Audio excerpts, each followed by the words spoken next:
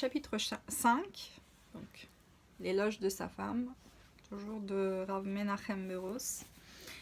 Et dans ce chapitre, en fait, on parle du but de la création, de l'homme et de la femme, c'est-à-dire pourquoi Hachem, il a conçu d'abord Adam, mâle et femelle, et ensuite il a décidé de séparer ces deux entités et de lui faire une aide face à lui. Et il y a cette citation magnifique, en fait, c'est une anecdote de Rav Aryeh Levin. C'est un tzaddik qui habitait à Nachalot, à Yerushalayim, dans les années 30, 40, enfin voilà, 70 ans environ. Et il faisait énormément de chesed aux lépreux, aux familles nécessiteuses. Mais lorsqu'il est allé chez le médecin avec sa femme qui s'était blessée au pied, il a dit docteur, nous avons mal au pied, que pouvons-nous faire? Donc, voir à quel point il était en symbiose avec sa femme, qu'il ressentait la douleur physique. C'est trop mignon. Quelqu'un de ma communauté, lorsque sa femme était enceinte, il avait les nausées. Voilà, c'est trop, c'est chou. Donc, l'Éternel Dieu donne un ordre à l'homme en disant « Tous les arbres du jardin, tu peux nous nourrir. De celui-là, du jour où tu en mangeras, tu dois mourir. » En fait, « moté tamut » mourir, tu mourras. Et aussi, il n'est pas bon pour l'homme qu'il soit seul. Je lui ferai une aide face à lui. Donc, tout est une question de discipline intérieure. Pourquoi la défense de consommer le fruit de l'arbre de la connaissance du bien et du mal fut-elle donnée avant la création de la femme? Parce qu'effectivement, c'est, comme on disait tout à l'heure, c'est à partir de là qu'il y a eu confusion, parce que Adam a dit à Ève, il lui a dit, il ne faut pas que tu le touches, donc après le serpent lui a fait toucher, vous voyez? Donc, alors qu'il aurait pu donner la mitzvah tout début. Et en fait, Hachem, il voulait inculquer à Adam une discipline, celle de savoir discerner et de trier toutes choses au cours de son existence terrestre. Et parce que quelles sont les conséquences d'avoir mangé le Etz Hadaat? C'est que l'homme créa le bilboul, la confusion entre le bien et le mal, et il n'arrivait plus à discerner ce qui était réellement bien et ce qui ne l'était pas. Et on le voit aussi dans la société d'aujourd'hui. Je veux dire, personne ne veut investir sa vie dans quelque chose de faux. Et moi, je pense par exemple aux communistes. Les gens qui étaient communistes, militants dans les années 40, c'est bien d'être tous pareils, c'est bien des droits et tout, enfin, pour X, Y raison. Et puis, messieurs, le communisme, 100 millions de morts. 100 millions. 100 millions de morts. La Deuxième Guerre mondiale a fait 45 millions de morts. Bah, la même chose, les guerres de religion et tout. Mais vous avez compté, entre la Première et la Deuxième Guerre mondiale et le communisme, il y a 250 millions de morts. C'est que des gens rationnels, hein. Non pas parce que Dieu l'a... Donc, et des gens qui se vantent encore d'être rationnels. Non, on voit très bien que... Voilà, de la même sorte qu'on veut nous vendre... Et je dis bien vendre, parce qu'il y a l'intérêt à nous faire perdre, à être individualiste, parce que plus on est seul, plus on est individu, plus on consomme et plus on travaille. Je veux dire, quand on n'a pas la famille, bah, qu'on travaille 8 heures ou 12 heures par jour, on s'en fout, quoi. Excusez-moi, je vais pas... Voilà, disons, c'est... Il n'y a pas de problème à rester plus longtemps au travail. Et... Donc, qu'est-ce qu'ils veulent nous vendre, entre autres? Enfin, plein de choses, et ça marche pas du tout. Et la preuve, c'est que je veux dire, en Europe, il y a là une natalité 1, je sais pas combien d'enfants, et on doit importer les personnes depuis d'autres continents parce que la société, elle s'éteint. Donc voilà, c'est la catastrophe, c'est le gris. Donc, dès le début de sa création, l'homme fut invité à faire très attention à tout cela, à prendre le discernement, sans chercher à expérimenter les mélanges de bien et de mal qui peuvent que lui nuire. Donc, si Hachem donna cet ordre à l'homme avant de créer son vis-à-vis, c'est parce qu'il voulut lui enseigner qu'avant de se marier, il faut absolument tout faire pour devenir un être équilibré. Si dès le début l'homme n'apprend pas le discernement, s'il ne cherche pas l'équilibre dans son fort intérieur, il est alors voué à connaître de graves difficultés au sein de son couple, celui-ci pouvant même aboutir à un total échec. Donc voilà, ne pas penser que l'autre pourra... Voilà, ne pas voir l'autre comme un comble de quelque chose ou comme la réalisation de... Voilà, la différence entre vouloir un fantasme et au contraire vouloir construire quelque chose avec quelqu'un. Et évidemment, faut... Voilà, aime ton prochain comme toi-même, il faut déjà que tu t'aimes. Donc, un malheureux coup double, c'est la raison pour laquelle le verset répète 2 fois le verbe mourir. Il dit moté tamot, mourir tu mourras. Donc, il s'expose en fait à 2 dangers. Le premier, c'est la faute, donc la mort spirituelle, se retrouver connecté du plan divin, et donc de son même potentiel, bien sûr.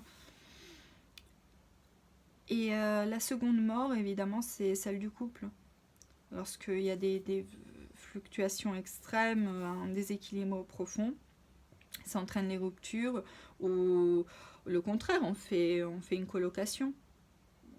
On ne fusionne pas, on ne dialogue pas, voilà, on partage le même appart et on fait chambre séparée. Horrible. Donc la création de l'être humain implique de sa part une démarche dynamique et équilibrée. Autrement, comment 2 êtres si différents, bien que complémentaires, pourraient-ils fusionner? Donc que penser de la solitude? Donc parce qu'Hachem il a dit clairement, il n'est pas bon que l'homme soit seul, je lui ferai une aide face à lui. Donc là nous avons Adam, Ramban nous dit donc mâle et femelle, c'est-à-dire c'était un être androgyne, il aurait pu se faire des enfants tout seul, et d'ailleurs c'était très bien.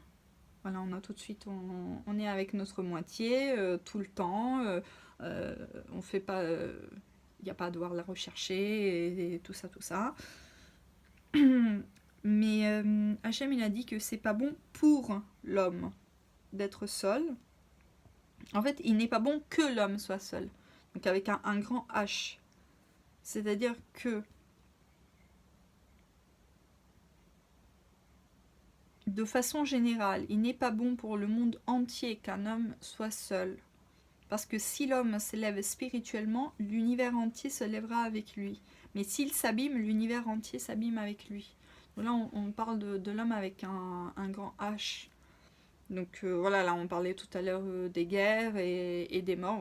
Donc lorsque l'humanité n'a pas de place de l'autre, n'a pas une vision, n'a pas quelque... Il n'y a pas d'échange, il n'y a pas de vis-à-vis. Ça va à la catastrophe et tout l'univers avec lui. Donc avec soi, contre soi, choisis, mais sache que Hachem ne veut pas de dégâts. En fait, il connaît très bien ses créatures, c'est lui qui nous a créés. Donc il sait quelles sont les capacités insoupçonnées de la personne. Et donc il a besoin d'une aide, d'un soutien, d'un garde-fou. Donc Aizer Kenegdo, une aide face à lui, ou une aide contre lui. Lorsque ça va aux cacahuètes. Donc le Talmud demande, est-ce que la femme est-elle avec ou contre l'homme? Et la réponse, si l'homme est méritant, c'est-à-dire il cherche à se purifier, sa femme sera en face de lui, elle sera son aide et son bouclier. Mais s'il n'est pas méritant, s'il cherche à dévier, elle sera contre lui et se battra contre lui. Donc lorsque l'homme se maintient dans sa dimension de Adam, qui vient de la racine domé, ressembler, donc lorsque l'homme décide de ressembler à son créateur, faisons l'homme à notre image, voilà, alors il mérite que sa femme soit en totale communion avec lui. C'est toujours le couple plus fusionnel de la Torah, c'est Yitzhak et Rivka. Ils prient ensemble. Et Vous connaissez Nishmat Kol Chai, la prière, elle est où? En fait, aujourd'hui, j'ai perdu mon... Enfin non, c'est pas que j'ai perdu mon sidour. Il était dans mon sac et là, il était plus dans mon sac, et donc bien sûr à Shabbat et tout. Et donc j'ai utilisé mon sidour de Jérusalem. Et en fait, Nishmat Kol Chai était écrite de manière différente. Attendez juste que je trouve Sharit Shel Shabbat. Donc en fait, vous savez, il y a dans Beit Hanan, mon cher Abbé, là je fais une petite parenthèse, mais c'est juste pour dire à quel point ils sont... Voilà, il n'y a pas de hasard dans la Torah et comment les choses sont bien faites.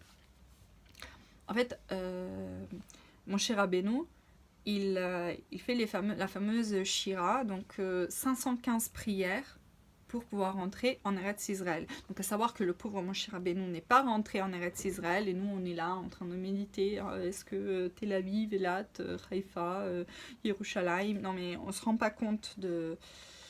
Nous avons nos ancêtres qui ont vécu là-bas sous l'Empire ottoman, ils ont subi des choses horribles et nous on est là dans un pays magnifique. Mais bon, les élections en Israël sont passées, donc je vais m'attenir au cours.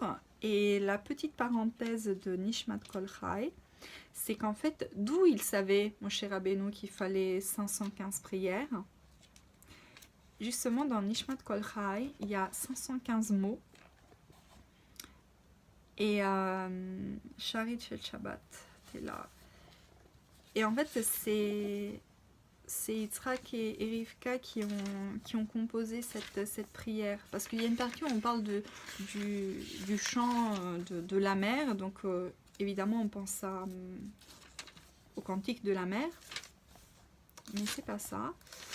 Et lorsqu'on voit le passage qui dit Manan Sadikim, Manan Tishma, regardez, je dois vous le montrer. Lorsqu'on fait quoi? Yesharim Titromam. Juste Yitzhak et Rivka. Voilà, dans celui que j'ai normalement, enfin l'autre de les portes de la délivrance, il n'est pas mis comme ça, mais là il était bien souligné. Donc voilà, lorsque le couple, évidemment, lorsqu'il peut fusionner et tout, et lorsqu'on se branche à Hachem, voilà, ils ont prié ensemble et ça marche très bien. Enfin, il paraît que ça marche très bien. Donc l'épouse aura ainsi la puissance nécessaire pour aider son mari, car le niveau d'âme de la femme est plus proche d'Hachem. Parce que l'homme vient de la terre, tandis que la femme était la partie intérieure de Adam. Et en ce sens, la femme a un travail relativement restreint à effectuer pour se rapprocher de Dieu. Donc il est clair que dans tous les couples, diverses frictions peuvent voir le jour. Toutefois, cela n'implique nullement que l'aide mutuelle soit absente. Bien au contraire, loin d'être négatives, les frictions du couple sont là pour faire naître de bonnes idées, des nouvelles édifications, comme des étincelles. Voilà, on allume la lumière. Lorsque l'homme et la femme savent que derrière leur complémentarité se cache une réalité difficile mais entièrement bénéfique, ils n'ont absolument rien à craindre de leur friction. Il faut tempérer au maximum les formes de toute confrontation et pour éviter l'affrontement tout court. Et même en cas de dérapage, on peut réparer. Mais c'est vrai, je veux dire, voilà, on revient en fait du just eat, du fait de tout avoir dans un clan, mais c'est pas l'effort n'est pas synonyme de souffrance. En fait, ça chose qui demande du temps. Voilà, on n'a plus, nous ne sommes plus habitués à prendre le temps, des choses qui demandent du temps, des efforts, des énergies, c'est pas grave.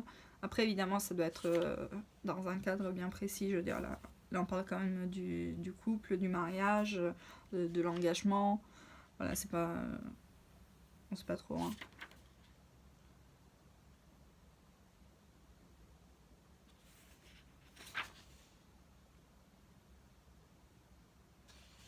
Après, ça rentre un peu dans le la partie un peu plus mystique. Donc on va, je pense qu'on peut s'arrêter là.